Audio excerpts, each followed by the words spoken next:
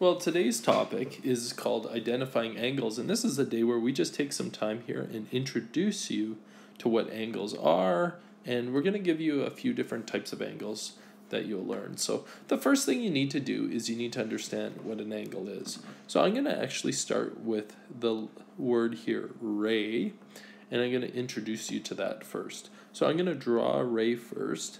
All a ray is it's basically a line with an arrow on one end. Sometimes on the other side they'll actually draw a little circle. And so this is what a ray is. This is the end point, and then the other side is a line with an arrow, and that's a ray.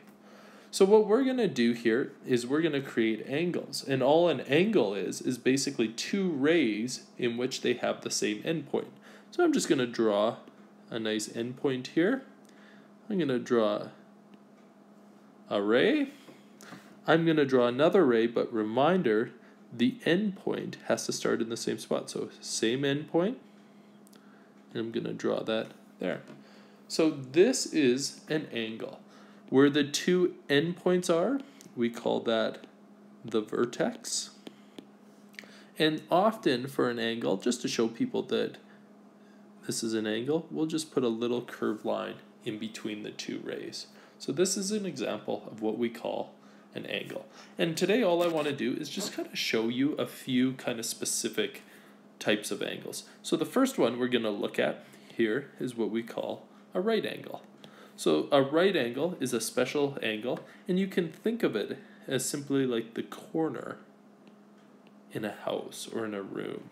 Okay, the corner is a nice example of a right angle, or even a corner on the piece of paper. And so what I mean by that is you would have one ray going like up, and the other one is going kind of like straight across. And basically what you'll notice is that the angle it forms is basically a perfect square. And we actually use that label of a square where the angle sign usually is to show that this is a right angle. So a right angle makes a nice square corner. Okay, so I'm going to just write down square corner. So if you're in construction or something like that someday, building right angles is really important. Next one we're going to look at is what we call an acute angle. So what is an acute angle? It's basically an angle in which the angle is narrower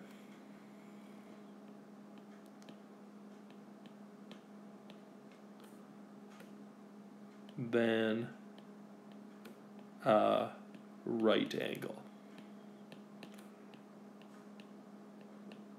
So you can see if this is how big a right angle is, an acute angle has a smaller or narrower angle. So make sure you remember that word. Let's flip the page. Next one, obtuse. Well, you could probably guess what this one is. If we've got a right angle, if an acute one is smaller than a right angle, an obtuse angle, the angle is larger than a right angle. So I'm going to just write larger than a right angle. Next one, you might be able to guess this one. If the other angle is going that way, a straight angle means that the other angle is going straight in an opposite direction so that it forms a straight line. So a straight angle just means it should look like a straight line.